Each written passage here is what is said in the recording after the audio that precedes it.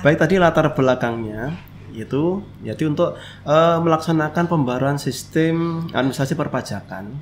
Kan sedang dibangun Kortek nih. Ini lebih transparan, lebih efisien, lebih efektif, lebih akuntabel, dan lebih fleksibel seperti itu. Portal wajib pajak itu Korteksnya sendiri ya, Pak? Betul. Jadi secara ketentuan disebutkannya portal wajib pajak. Tapi mudahnya ya aplikasi Korteks milik dari akunnya masing-masing orang individu tersebut. Kalau dulu kan misalnya Mbak Isna terdaftar KPP mana, Mbak? Saya di Kalideres, Pak. Kalideres, harus ke KPP Kalideres misalnya seperti itu permohonan. Betul. Kalau sekarang tidak seperti itu. Nanti sifatnya borderless. Apa tuh, Pak? Bisa ke KPP mana saja. Awalnya kita mulai dengan NIK sebagai NPWP. Kemudian berikutnya kita bangun Kortek, Mbak. Kortek ini merupakan sistem yang sangat canggih. Sangat canggih saya bilang ya. Mengintegrasikan seluruh proses bisnis yang ada di DJP. Katakanlah 21 proses bisnis pokok jadikan satu. Jadi sejatinya setiap NPWP yang memang sudah diberikan kepada wajib pajak, artinya statusnya itu ada di database Korteks tapi belum teraktivasi. Gitu. Kecuali tadi sudah pernah akses di DJP. Nah, karenanya klik aktivasi akun. Nah, di situ nanti akan ada formulir yang perlu diisi untuk mengaktifasi akunnya.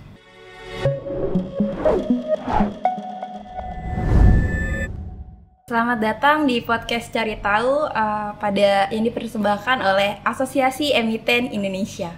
Perkenalkan, saya Nur Isna ini yang hari ini pasti tentunya akan ditemani ya oleh dua narasumber kita yang sangat hebat.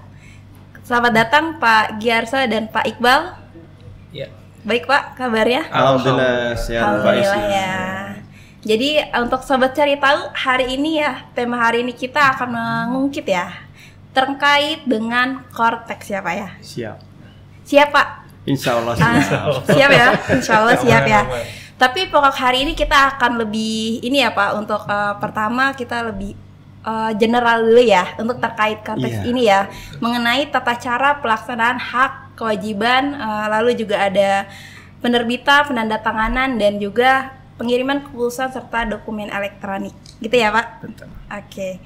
Kita mungkin langsung saja Pak, sebelum kita intro ke Korteks tadi gitu kan ada aturan ya yang mendasari terkait Korteks ini ya, yaitu PMK 81 tahun 2024 nih Pak. Nah sebenarnya Pak, apa sih yang melatar belakang ini adanya aturan ini gitu? Baik, terima kasih Mbak Isna. Iya. Terima kasih Sobat Cari Tahu semuanya. Ini di seluruh Indonesia berarti ya? Iya Pak, pasti. Apa kabar semuanya, teman-teman semua? Mudah-mudahan kita semua dalam keadaan sehat. Baik, tadi ditanyakan terkait latar belakang ya. Betul. Ini PMK-nya namanya PMK 81 Bu. Betul. Tahun 2024 tentang tata cara tadi ya, tata cara pelaksanaan dan seterusnya untuk pelaksanaan Kortek ini. Baik, tadi latar belakangnya itu jadi untuk melaksanakan pembaruan sistem administrasi perpajakan. Kan sedang dibangun Kortek nih. Ini lebih transparan, lebih efisien, lebih efektif, lebih akuntabel, dan lebih fleksibel seperti itu. Maka juga perlu diatur ulang nih, ditata ulang peraturannya. Maka terbitlah PMK 81 2024 ini yang lebih berkeadilan, kemudian lebih mempunyai kepastian hukum tentu saja. Dan tujuan akhirnya itu untuk meningkatkan penerimaan pajak dan juga untuk mendukung perekonomian nasional seperti itu. Jadi sekarang tuh udah sistemnya udah elektronik semua ya Pak? Ya, jadi nanti hampir semuanya pelayanan itu menggunakan elektronik. Walaupun mungkin ada sedikit yang masih bisa secara manual seperti itu. Oke. Nah, kalau untuk ini Pak, kan sudah transisi nih 2025. Kita semuanya wajib pajak di Indonesia tuh udah sistemnya menggunakan Korteks gitu ya. Nah, gimana sih untuk kita wajib pajak nih untuk pemenuhan hak dan kewajibannya gitu ya untuk di Korteks ini Pak? Karena kan tadi Pak juga bilang kita udah hampir mayoriti kita pakai elektronik gitu ya. Ya, gimana Pak Iqbal? Baik, nah sekarang saya nih Pak Isna ya. Oke, Pak Isna dan Sobat Cari Tahu. Tadi kan terkait Cortex artinya adalah aplikasi elektronik. Sehingga terkait dengan pelayanannya pasti ada berhubungan dengan dokumen elektronik. Nah, seperti apa bagi Pak Isna ataupun Sobat Cari Tahu dalam kemudian memenuhi kewajiban perpajakannya secara elektronik? Nah, sesuai ketentuannya itu teman-teman semua ya, Mbak Isna dan juga Sobat Cari Tahu itu dapat memanfaatkan 3 saluran atau 3 kanal. Yang mana yang pertama itu adalah tentunya adalah portal wajib pajak. Artinya adalah aplikasi Cortex dari kita semua wajib pajak per individunya. Terus kemudian yang kedua itu adalah terkait dengan aplikasi atau laman yang terintegrasi dengan sistem Cortex tentunya, ya, sistem administrasi perpajakan. Nah, itu terkait contohnya adalah yang dikeluarkan oleh PJAP, penyedia jasa terkait aplikasi perpajakan. Gitu ya. Jadi ada integrasi antara sistem Cortex nantinya, ya, sistem elektronik milik DJP, kemudian diintegrasikan dengan PJAP yang dimanfaatkan oleh teman-teman semua. Dan yang ketiga, yang terakhir adalah terkait dengan tentunya perlu adanya kontak center, ya.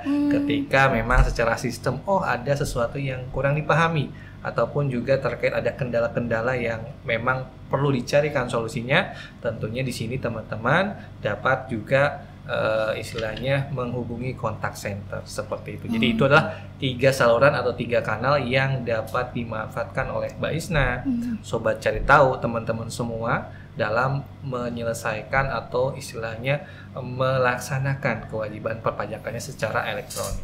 Oke. Portal wajib pajak itu Cortex-nya sendiri ya, Pak? Betul. Jadi secara ketentuan disebutkannya portal wajib pajak. Tapi mudahnya ya aplikasi Cortex milik dari akunnya masing-masing orang individu tersebut. Oke.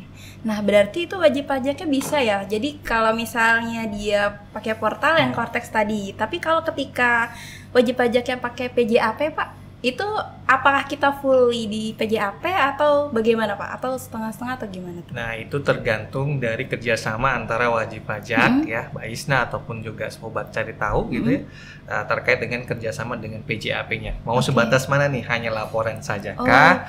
Ataupun juga kan bisa jadi sistemnya PJAP kan dengan ERP-nya gitu ya, menyesuaikan mulai dari bahkan sampai kepada laporan keuangan perusahaan, kemudian nanti dibuat sedemikian rupa sehingga hasil akhirnya adalah sesuai dengan laporan SPT misalkan yang ada di Cortex. Nah, itu tergantung dari kerjasama yang dilakukan oleh PJAP dengan wajib pajak. Oke, Pak. Nah, menarik nih, Pak. Kan saya bayangannya, wah udah ada Cortex, semuanya sudah elektronik. Apalagi kan sekarang udah zaman digitalisasi tuh pesat ya untuk berkembangnya gitu. Nah, tadi Pak Giarso bilang kita tetap ada elektronik gitu ya, tetap mayority, tapi tetap ada batasan kita pakai tertulis ya, Pak. Ada skema-skema yang offline lah ya. Nah, itu biasanya seperti apa, Pak? Apakah masih dimungkinkan dan yang seperti apa sih, Pak, yang kalau kita nggak bisa secara elektronik gitu, Pak? Ya, terima kasih Sobat Cari Tahu semuanya ya. Untuk pelaksanaan nanti ya, memang tadi saya sampaikan mungkin 95% mungkin ya secara elektronik kayak gitu ya. Tinggal sedikit yang 5% seperti itu. Nah, 5% ini seperti apa yang nggak bisa, misalnya tidak ada infrastrukturnya ataupun sarana komunikasi dari wajib pajak mengalami gangguan ataupun mungkin terjadi bencana seperti itu. Nah, ini kan mengharuskan kita nggak bisa elektronik, mau harus secara manual seperti itu. Nih, bagaimana caranya? Secara manual tadi. Untuk manual tadi bisa disampaikan secara langsung dalam arti bisa datang ke KPP ataupun melalui jasa pos, ekspedisi dan seterusnya, jasa kurir itu pun juga bisa nanti diposkan ke KPP, KP2KP seperti itu. Dan perlu kita ketahui bahwa untuk nantinya kalau dulu kan misalnya Mbak Isna terdaftar KPP mana, Mbak? Saya di Kalideres, Pak. Kalideres, harus ke KPP Kalideres misalnya seperti itu. Betul. Kalau sekarang tidak seperti itu. Nanti sifatnya borderless. Apa tuh, Pak? Bisa ke KPP mana saja. Bisa Mbak Isna sedang di sini nih, mau menyampaikan Setiabudi di depan rumah nih.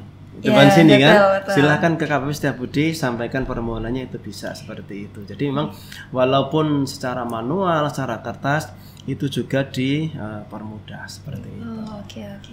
Gitu, Mbak. Jadi gitu ya sobat cari tahu. Jadi sebenarnya Cortex ini mayority ya Pak tadi 90%. Meskipun tadi terbatas kalau misalnya ketika ada kendala ya, kita bisa mengajukan secara tertulis karena memang tidak memungkiri juga ya kalau tertulis itu atau secara offline kita tetap perlu gitu. Kadang kalau head to head langsung ke petugas pelayanannya juga, terus ke bapak juga kan lebih clear, kita jadi lebih yakin dibanding kalau kita menggunakan elektronik, takutnya ini udah lapor atau belum gitu ya, udah setor atau belum, betul, apalagi jadi kenal, jadi bapak ini yang biasanya kita melalui chat gitu ya, atau sobat cari tahu itu melalui telepon gitu ya, jadi tetap ada ya Pak untuk secara offline tetap, meskipun mayoritas tetap ini ya elektronik gitu ya Pak.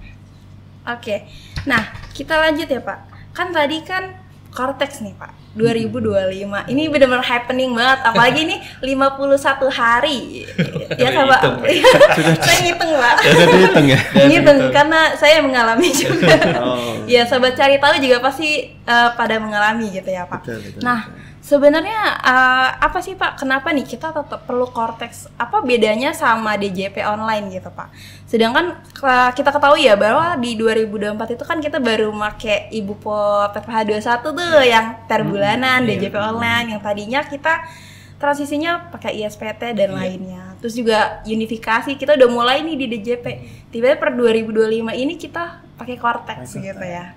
Apa sih Pak yang membedakan gitu terkait DJP online sama Cortex ini Pak? Iya, terima kasih. Ini kan sifatnya Cortex ini kan ujungnya ya. Dulu kan pernah ditetapkan misalnya Perpres untuk satu data Indonesia dan seterusnya kayak gitu ya. Mungkin kita untuk SIM pakai data ini, tabungan pakai data ini, untuk pendirian perusahaan pakai data ini, mungkin seperti itu. Nah ini kita jadikan satu seperti itu ya. Jadi dengan tadi awalnya kita mulai dengan NIK sebagai NPWP, kemudian berikutnya kita bangun Cortex Mbak. Cortex ini merupakan sistem yang sangat canggih, sangat canggih saya bilang ya, mengintegrasikan seluruh proses bisnis yang ada di DJP. Katakanlah 21 proses bisnis pokok jadikan satu. Kemudian Cortex ini juga terintegrasi dengan sistem yang ada di luar, misalnya dengan Dukcapil, misalnya dengan yang di Dijen AHU. Katakanlah kita mau daftar NPWP nih, daftar NPWP pada saat kita ambil foto itu sistem kita langsung nge-link ke data Dukcapil. Kalau foto kita nggak sesuai, maka tidak akan bisa masuk, akan terjadi error seperti itu. Nah ini canggihnya Cortex itu, belum nanti terintegrasi dengan sistem-sistem yang lain. Maka mungkin di awal-awal ini 51 hari tadi dihitung ya, itu banyak istilahnya yang masih karena terintegrasi dengan banyak sistem yang lain. Ya mungkin DJP Cortex-nya bagus katakanlah, tapi kalau sistem luar nggak bagus, data balikan nggak nyampe, kan error juga seperti itu. Nah, ini makanya harus kita bangun bersama. Ya di DJP, yang mungkin juga di sistem yang lain. Nah, untuk yang DJP online selama ini sudah banyak pembaruan ya. Ibupo yang baru, mungkin e-faktur juga terus diperbaiki kayak gitu ya. Nah ini kalau dulu dengan DJP online tadi, kita udah tahu nih istilahnya username-nya apa, password-nya apa dan seterusnya. Sekarang kita ke Cortex ini. Cortex ini nanti sistemnya sistem yang baru.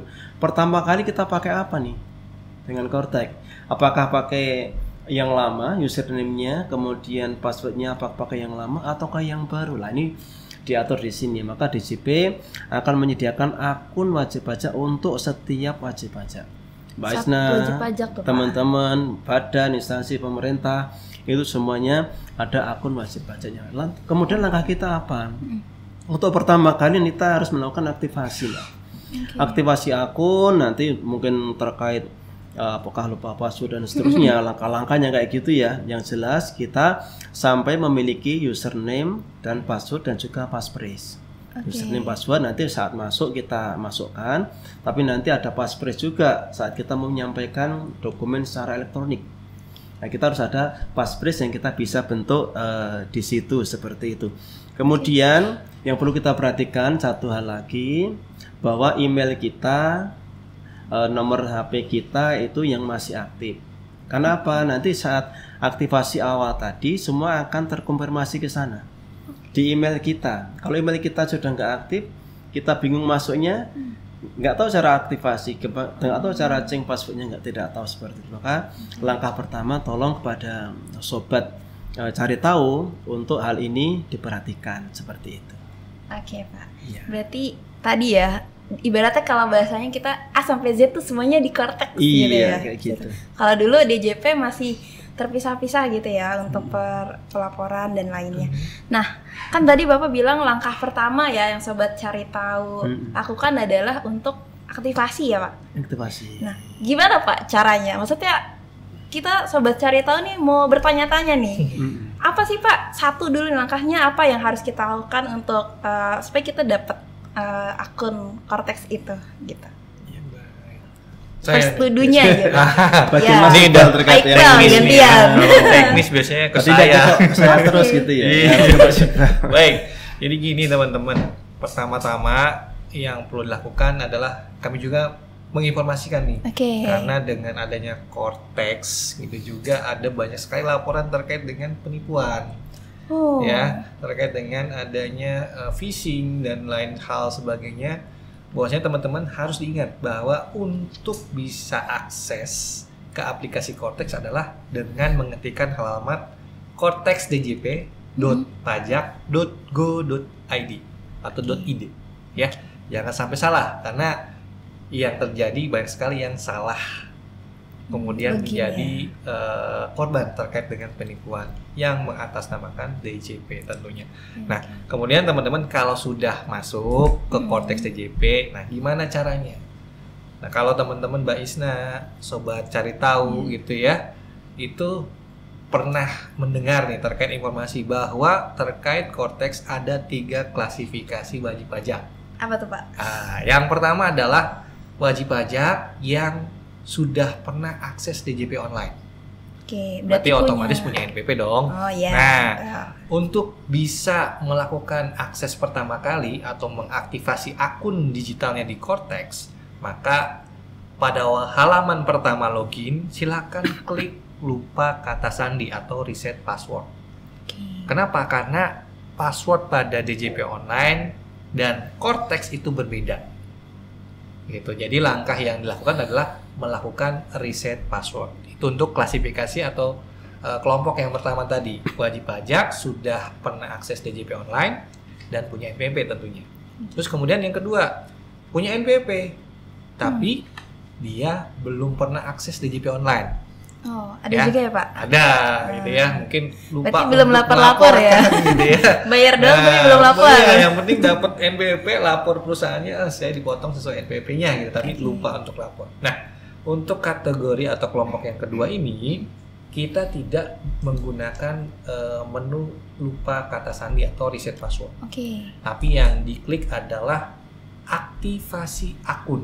Aktivasi. Ya, jadi sejatinya setiap NPP yang memang sudah diberikan kepada wajib pajak, artinya statusnya itu ada di database Cortex tapi belum teraktivasi. Gitu. Kecuali tadi sudah pernah akses di online. Nah, karenanya klik aktivasi akun. Nah, di situ nanti akan ada formulir yang perlu diisi untuk mengaktifasi akunnya. Nah, itu untuk yang kelompok kedua. Yang ketiga, wah ini udah parah nih. Ataupun mungkin teman-teman yang baru menjadi wajib pajak, artinya baru diberikan istilahnya perlu untuk mendaftarkan diri dan mendapatkan NPP. Sudah pasti tidak punya NPP, apalagi akses DJP online, ya. Sehingga yang perlu dilakukan adalah melakukan daftar di sini. Jadi ada tulisannya tuh menunya daftar di sini atau register here, gitu ya bahasa Inggrisnya. Klik di situ, nanti formulirnya akan menyesuaikan isiannya, silakan isi, yang kemudian nanti diakhiri dengan akan diberikannya password sementara. Pun sama dengan yang kelompok kedua tadi, aktivasi akun, akan diberikan password sementara, login ke aplikasi Cortex, lalu kemudian akan melalui langkah seperti yang kelompok pertama tadi, mereset password. Itu adalah apa yang harus dilakukan aktivasi pertama kali untuk bisa akses aplikasi Cortex. Itu baru untuk aplikasi ya Pak? Baru untuk masuk dulu. Masuk dulu ada 3 cara ya? Ada 3 kategori. Ya, 3 kategori. Jadi kalau sobat cari tahu nih posisinya di mana nih ya Pak? Nah, ya, betul. disesuaikan. Ya, disesuaikan ya. Oke. Nah, tadi sudah masuk, udah login gitu ya Pak. Nah, terus setelah itu kan berarti kita sudah bisa melakukan ibaratnya penggunaan administrasi perpajakan di Cortex gitu ya. Nah, itu bagaimana tuh Pak untuk terkait tadi Bapak bilang penyampaian dokumen elektronik gitu juga, terus juga pelaporan gitu ya Pak. Itu seperti apa Pak untuk di Cortexnya? Kita udah masuk nih, masuk tadi 3 jalan. Udah bisa masuk, alhamdulillah. Alhamdulillah. Nah, sekarang bagaimana cara untuk menyampaikannya Pak untuk dokumen elektronik itu Pak? Ya, baik. Ini ceritanya sudah masuk ke akunnya masing-masing ya, seperti itu. Sobat cari tahu, benar ya, sobat cari tahu semuanya, bahwa begini, kita sebagai wajib pajak itu tidak lepas dari untuk kewajiban menyampaikan dokumen, baik dokumen kertas maupun dokumen secara elektronik. Setiap dokumen yang kita sampaikan pada dasarnya ada tanda tangan. Kalau untuk dokumen kertas harus ada tanda tangan basah. Untuk dokumen elektronik harus menggunakan tanda tangan elektronik. Seperti itu. Seperti apa tuh Pak? Nah, ini mau kita jelaskan dulu. Saya penasaran kan? Jadi seperti apa? Jadi pada dasarnya untuk kita bisa melakukan tanda tangan secara elektronik, pada dasarnya kita harus memiliki namanya sertifikat elektronik. Sementara kita ketahui sertifikat elektronik diterbitkan oleh PSRE, penyelenggara sertifikat elektronik, misalnya kayak BSSN, BRIN, kemudian Peruri, Private, Tekenaja, dan seterusnya ya. Itu yang bisa menyampaikan dokumen secara elektronik. Nah, bagaimana bagi yang tidak memiliki? Seperti Mbak Isna ini nggak punya kan ya? Pasti nggak punya kan dokumen dari itu kan? Betul. Karena nggak punya lah, bagaimana kita bisa menyampaikan dokumen? Sementara dokumen harus tertandatangani juga secara elektronik. Maka DJP mengeluarkan sebuah alat verifikasi, alat autentifikasi agar wajib pajak tadi bisa menyampaikan dokumen secara elektronik yang tidak tersertifikasi. Namanya kode otorisasi DJP atau KO DJP. Nah, itu dengan tanda tangan itu walaupun dia tidak memiliki sertifikat itu sudah sah. Seperti itu, Mbak. Namanya kode otorisasi DJP. DJP. Berarti itu ibaratnya udah tanda tangan elektronik ya, Pak? Iya, sudah. Walaupun tidak tersertifikasi. Tapi memiliki kekuatan hukum yang sama dengan yang tersertifikasi. Oke. Jadi berarti harus registrasi ya Pak untuk itu ya, untuk registrasi kode otorisasi itu sendiri kan? Iya, nanti ada caranya seperti itu ya. Gimana? Saya nggak memiliki KO nih, gimana caranya? Kayak gitu pasti ada. Nanti dijelasin oleh kawan saya. Nah, tadi kode otorisasi ya, karena teknis nih kata. Teknis. Saya lagi nih ya. Iya, kalau misalnya tadi kita udah ada kode otorisasi, terus misalnya udah punya sertifikat elektronik gitu ya, terus apalagi nih Mas, langkah-langkah yang bisa kita lakukan melalui Cortex tadi gitu. Oke, tadi ya mungkin jelaskan dulu terkait dengan permintaannya seperti apa. Kalau DJP itu kayak gimana sih? Betul. Ya? Kode otorisasi DJP itu kita dapatnya harus melakukan apa? Ya. Jadi yang pertama teman-teman memang terkait dengan aplikasi Cortex yang harus dipersiapkan oleh orang pribadi ada 2. Pertama tadi sudah kita lewati, sudah berhasil login. Ya, sudah berhasil login, artinya sudah siap nih kita menggunakan aplikasi Cortex. Tapi kemudian di aplikasi Cortex tadi disampaikan oleh Pak Giarso bahwa ini hasil outputnya adalah dokumen elektronik. Berarti terkait dokumen elektronik ditandatangani secara elektronik. Nah, salah satunya DJP memberikan juga fasilitas namanya kode otorisasi DJP. Itu kalau secara ketentuan disebutkannya sertifikat elektronik tidak tersertifikasi. Tapi diakui karena yang membuat adalah DJP. Ya, tadi sudah disampaikan juga oleh Pak Giarso tadi ya, Pak Isna dan Sobat Cari Tahu. Nah, caranya gimana? Nah, teman-teman ketika sudah sukses login, teman-teman klik saja di modul portal saya. Nanti akan ada drop down list, pilih di situ adalah permintaan kode otorisasi DJP atau sertifikat elektronik. Nanti kalau sudah diklik, dia akan timbul tuh terkait dengan formulir untuk mendaftarkan dirinya gitu ya, untuk mendapatkan kode otorisasi.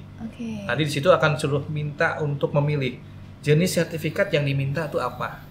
Apakah minta KODJP atau kode otorisasi DJP, atau ingin menyematkan, misalkan kita tadi punya private ID, punya taken aja, artinya PS sertifikat elektronik dari pihak ketiga gitu ya, yang mana sudah kita miliki, itu bisa disematkan juga. Tapi contoh di sini biasanya kita selalu menyampaikan ke wajib pajak. Nah, kalau KODJP gratis nih, silahkan pilih aja KODJP. Kalau sudah pilih KODJP, sejatinya nanti langkah berikutnya adalah terkait pengisian pasprase. Pasprase itu dibuat dan diketahui hanya oleh wajib pajak. Itu sifatnya adalah mengaktifasi tanda tangan elektroniknya supaya disematkan ke dokumen elektronik. Jadi setiap nanti contoh SPT kita udah buat, kirim, biasanya kan ada di akhir kan harus tanda tangan tuh elektronik. Nah, kita diminta untuk mengisikan pasprasenya saja. Jadi kalau dulu kan kita ribet ya, DJP online upload. Ada harus menyiapkan namanya sertifikat elektroniknya P12 disimpan, terus ngisi token lagi dan sebagainya. Sekarang dipermudah, hanya mengisikan pasprasenya saja. Tapi kalau misalkan lupa ya pasprasenya, ini di Cortex tidak seperti yang di DJP online, mudah saja. Lakukan langkah yang sama, kita bikin lagi ulang pasprasenya, kita inputkan lagi, dan kita klik kirim, nanti akan mendapatkan pasprase sesuai dengan yang kita inputkan. Jadi itu terkait dengan kode otorisasi DJP, yang mana tadi nanti pemakaiannya adalah ketika kita lapor SPT atau bikin buat bukti pemotongan, bukti pemungutan, faktur pajak yang ujung ceritanya harus ada tanda tangannya. Nah, kita cukup menginputkan pasprasenya saja. Seperti itu. Berarti udah nggak langsung ke kantor pajak, ngelampirin dokumennya, aktifin diri. Dulu kan saya merasakan Pak, iya, permohonan sertifikat elektronik, datang dokumennya harus dibawa ke loket gitu ya, direkturnya harus dibawa gitu. Betul.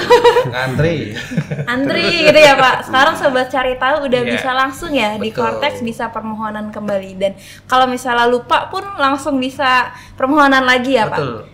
Meskipun kita lupa password tuh, password lama lupa juga nggak perlu mengemaskan itu lagi. Nggak ada lagi Evin.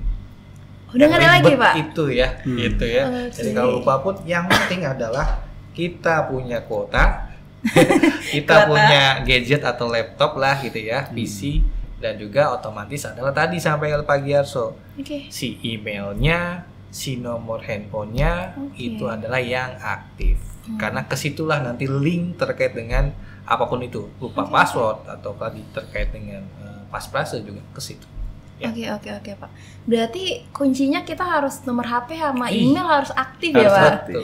Itu yang kuncinya ya. Kalau misalnya kita hilang atau lupa password email Pak, ribet lagi tuh Pak. Itu jadinya yang harus diadministrasikan. Nah ya itu, karena kan kadang kita email udah nempel, tiba-tiba udah lupa password email dan yang lainnya, itu juga sulit ya.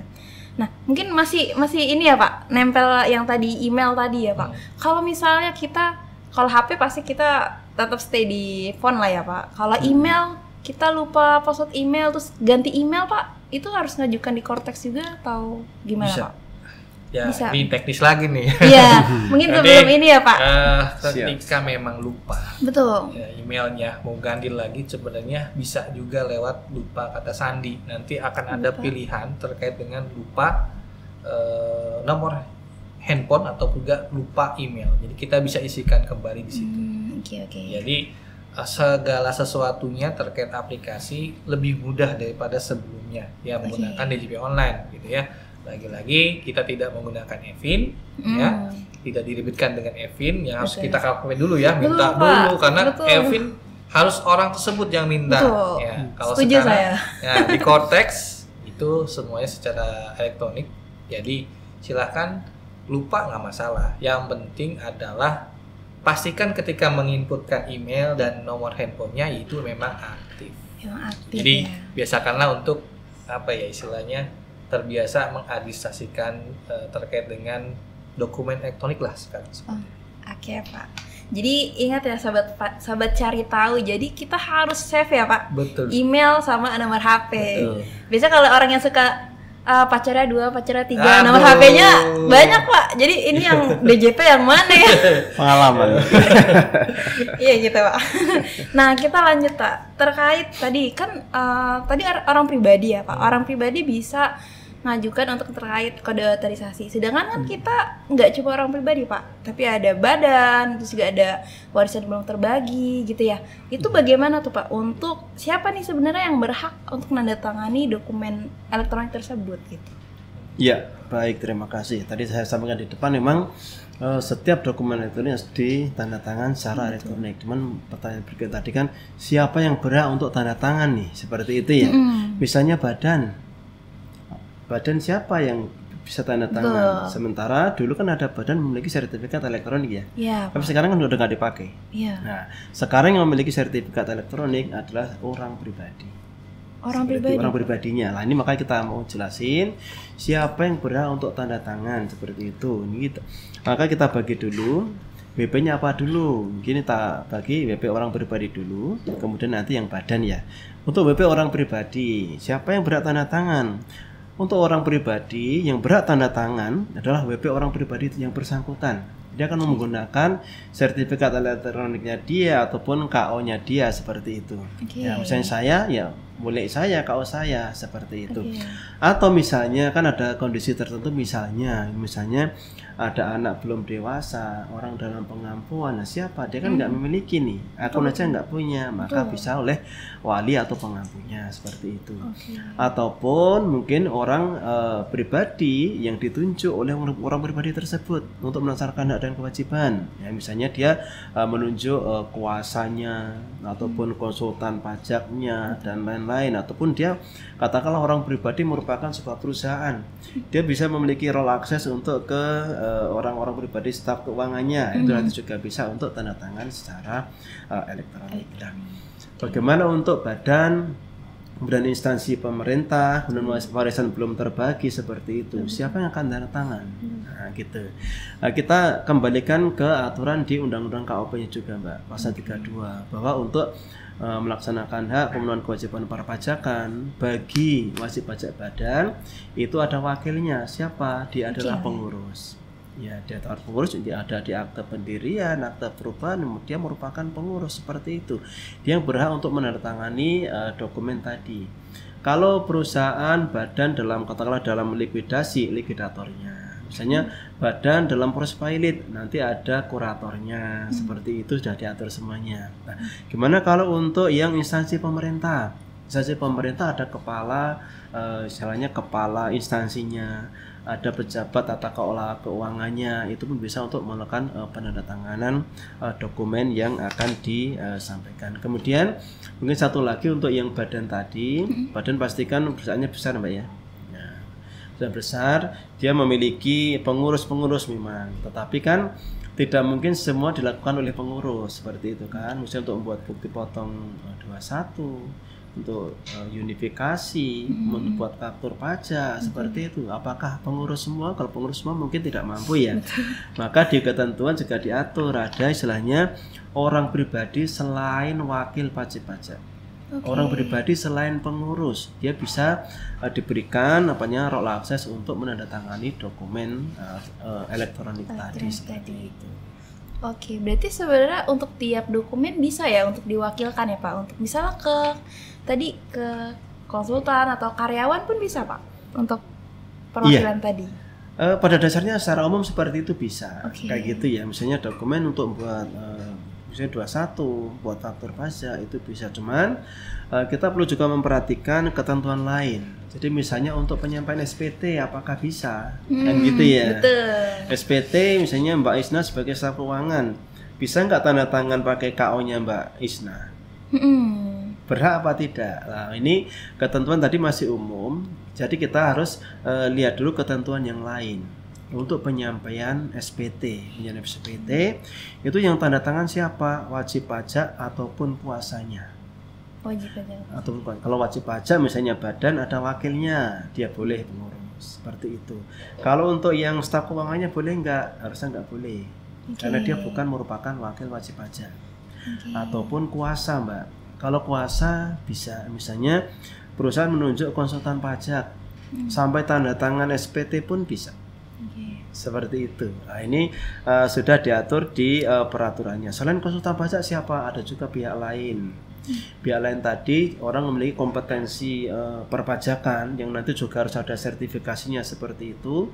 Kemudian dia ditunjuk sebagai kuasa oleh wajib pajak untuk tanda tangan SPT, itu pun bisa.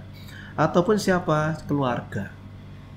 Misalnya SPT atas nama suami minta dikuasakan ke istri, bisa. Istri ke suami bisa, ataupun keluarga saudara semenda sampai derajat kedua itu pun bisa untuk tanda tangan SPT. Tetapi kadang memperhatikan resiko juga ya. Kadang lebih baik pengurus saja deh yang tanda tangan kayak gitu ya. Ini terserah mereka. Yang penting secara sistem bisa, secara aturan bisa, secara resiko ditanggung sendiri ya oleh pihak wajib-wajib. Oke. Berarti sebenarnya bisa ya, selain tadi pengurus pendatangan SPT, pihak lain juga ya Pak? Pihak lain, konsultan pajak. Tapi harus mempertimbangkan ya resikonya, karena itu udah B2B antara wajib pajak dengan konsultan. Udah B2B gitu. Konsultan. Iya, benar. Nah, tapi Pak, kalau misalnya kita udah tanda tangan nih SPT, misalnya contoh dari pengurus ke karyawan. Karyawan bisa ya, Pak? Bisa nggak, Pak? Untuk SPT? Ya. SPT untuk karyawan, kalau cuma sebagai karyawan ya, itu nanti dia memang tidak berhak untuk tanda tangan SPT. Tapi kalau pengurus memang bisa. Oke. Berarti hanya amannya pengurus ya untuk tanda tangan. Pengurus seperti itu. Meskipun nanti yang loginin mungkin karyawannya atau udah saya lagi pergi kemana gitu Pak. Kalau di kami yang penting ada tanda tangan pengurus gitu ya. Itu masalah belakang layar, itu urusan dapur ya, dapurnya kami jangka panjang nggak tahu lah seperti itu. Oke. Siap Pak. Nah, terus habis itu gimana Pak? Tadi kan udah tanda tangan, udah selesai. Nah, bagaimana nih caranya kalau wakil wajib pajak itu melaksanakan hak yang tadi ya? Kalau tadi kan warisan belum terbagi atau misalnya orang yang belum dewasa dan lain, itu bisa diwakilkan. Ya. Nah, itu tuh akun wajib pajaknya itu yang diwakili itu seperti apa gitu? Baik, ini udah ke teknis lagi ya. Jadi di aplikasi Korteksnya gimana? Tadi kan sesuai ketentuannya sudah disampaikan oleh Pak Gini buat Mbak Isna dan sobat cari tahu bahwa ada wakil yang mewakili, biasanya badan perusahaan diwakili oleh pengurus, ataupun juga bisa karyawannya, ataupun juga bisa terkait dengan pihak lain tadi ya yang sudah disampaikan. Nah, di Korteksnya seperti apa? Kemarin ya di akhir 2024 sebenarnya kita semua sudah diinformasikan bahwa silahkan dicek di DJP Online di bagian menu profil penanggung jawab di perusahaan itu siapa sih? Nah, di situ akan terlihat sebenarnya di profil DJP Online perusahaan. Direktur A gitu. Biasanya kan direktur atau pengurus. Nah, itulah nanti yang kita kenal di aplikasi Korteks itu adalah sebagai PIC, Person in Charge. Ya, PIC itu apa? Dia adalah istilah yang dipakai di aplikasi Korteks yang secara sederhana kita sebut sebagai super admin, super user. Jadi di aplikasi Korteks terkait dengan profil perusahaannya itu dapat dibuka semuanya oleh si PIC. Nah, PIC inilah yang sejatinya bisa melakukan pembuatan bukti potong, bukti pungut, faktur pajak, bahkan sampai SPT dan terkait dengan permohonan layanan-layanan yang ada di aplikasi Korteks itu dapat dilakukan oleh PIC. Tapi di perusahaan kan tidak mungkin PIC bekerja sendiri. Betul. Ya, ada pihak-pihak yang ditunjuk. Tadi sampai oleh Pak Giarso ada khusus 21, khusus PPN ya, terkait PPH selain 21 itu ada divisi-divisinya misalkan. Ada pegawai yang ditunjuk. Sehingga di aplikasi Korteks ada konsep menunjuk pegawai untuk dapat membantu si PIC dalam mengadministrasikan perpajakan si perusahaan atau badannya. Ya, ditunjuk nanti akan ada yang namanya penetapan role access. Ya, nanti akan ada bagian-bagiannya. Jadi pegawai A, role access-nya hanya PPH 21, hanya draft bikin bukti potong saja. Atau bisa jadi si pegawai B dia adalah signer atau penanda tangan. Nah, itu role access yang akan ditetapkan sesuai dengan kebutuhan perusahaan tentunya. Jadi tidak tinggal menyesuaikan saja apa yang sudah terjadi di perusahaan, proses bisnisnya. Nah, kemudian langkah berikutnya apa? Setelah ditetapkan role, artinya sudah selesai nih. Sudah siap nih para wakil-wakil tersebut untuk mengadministrasikan perpajakannya di Cortex. Nah, caranya kita akan mengenal konsep impersonating. Jadi, si wakil-wakil perusahaan ini atau pegawai-pegawai tadi, bahkan PIC-nya, itu secara istilah disebutkan sebagai bertindak sebagai perusahaan atau mewakili perusahaan. Nah, konsep impersonating sederhananya gitu ya, bahwa kita login dulu menggunakan ID orang pribadi, apakah CPIC ataukah teman-teman sobat cari tahu nih ya, login menggunakan nick. Dalam hal ini adalah nick sudah menjadi NPWP, sudah berhasil login tadi ya, sudah ditunjuk. Kemudian nanti akan ada pemilihan akun di pojok kanan atas sebelah tanda tanya ya, kalau saya tidak salah ingat gitu ya. Nanti akan kita bisa klik, di situ akan terdiri dari 2 akun. Pertama adalah akun utama, artinya akun utama adalah akun milik si orang pribadinya sendiri-sendiri, atau pegawai atau PIC tadi. Terus kemudian di bawahnya ketika memang sudah ditunjuk dan diberikan all access tadi, dia akan ada tambahan namanya akun wajib pajak. Akun wajib pajak akan terlihat, oh nama perusahaannya dan NPP perusahaannya. Nah, cara impersonating seperti apa? Kita klik saja akun wajib pajak tersebut. Nanti akan ada namanya status you are currently impersonating sebagai badan A, NPP-nya sekian. Background-nya warna biru. Pastikan itu pastikan biru muda ya. Pastikan itu bisa dilihat. Karena kalaupun kita klik ternyata itu belum ada, artinya impersonating-nya belum sempurna. Kalau sudah ada terkait dengan istilah tadi ya, notifikasi you are currently impersonating badan A dan NPP sekian, itu sudah oke, sehingga kemudian selanjutnya bisa melakukan apakah mau buat bukti potong, bukti pungut atau faktur pajak, ataupun juga SPT dan layanan yang ada di aplikasi Cortex. Gitu. Berarti sobat cari tahu nih harus login dulu ya Pak ke akun Cortex-nya, baru impersonate. Impersonate tadi wajib pajak badan. Iya, makanya kenapa kalau di awal kalau kita belajar Cortex selalu mempersiapkan orang pribadinya dulu, baru badannya. Ya, berarti bisa login, punya KODJP, baru berikutnya kita akan belajar terkait dengan cara makanya gimana nih buat bukti potong, bukti pungut, SPT dan sebagainya. Berarti memang langkah awal tuh emang harus persiapkan administrasi sendiri dulu ya Pak. Baru kita untuk ngotak-ngatik lah buat bukti potongnya seperti apa, pelaporan pembayaran gimana gitu ya. Jadi nanti next step-nya lagi ada lagi. Yang penting administrasinya ya Pak. Karena siapkan di aplikasi Cortex kita tidak lagi memperkenalkan bahwa badan yang ID-nya dipakai untuk mengadministrasikan pajak, tapi orang pribadi yang mewakili badan lah yang mengadministrasikan perpajakan. Gitu. Menarik Pak topik hari ini. Jadi kita langkah awal, karena kebanyakan memang kalau sobat cari tahu mungkin masih bingung gitu ya. Gimana sih langkah awalnya? Apalagi kalau misalnya yang belum punya NPWP tadi ya, seperti Bapak bilang DJP dan lain sebagainya. Mungkin hari ini kita bahasannya sampai situ ya Pak. Sedikit takutnya pusing. Ini banyak banget gitu dari A sampai Z. Nah, mungkin speech terakhir Pak untuk sobat cari tahu yang sedang nonton nih. Apa sih yang harus, kesimpulannya yang terkait Cortex nih yang harus dilakukan tadi kita gambarannya ya, untuk secara garis besar itu seperti apa Pak gitu. Kesimpulan yang tadi kita ini ya. Dan pesannya Pak. Baik, biar ada kesan ya. Betul. Ada kesan tanpa kehadiranmu kayak gitu ya. Baik, sobat cari tahu semuanya. Mudah-mudahan tadi yang kami sampaikan itu baru berupa gambaran umum ya. Secara apa kita untuk masuk Cortex, kemudian apa yang harus kita persiapkan, mungkin emailnya, kemudian nomor HP kita, seperti itu. Ya, mudah-mudahan yang tadi kami sampaikan itu bisa sobat cari tahu ini mengetahui kerangka dasarnya seperti apa, gambar umum seperti apa, sudah sampai masuk. Kemudian nanti berikutnya insya Allah nanti kan ada gimana untuk bikin bukti potong, gimana membuat SPT, gimana pembayaran. Nah itu mungkin membuat Sobat Cari Tahu semuanya pasti penasaran. Ya mungkin nanti insya Allah next ada pertemuan berikutnya. Next episode ya Pak. Baik, mungkin itu dari kami. Ya terima kasih atas perhatiannya dan mohon maaf kalau ada kekurangan dalam penyampaian seperti itu.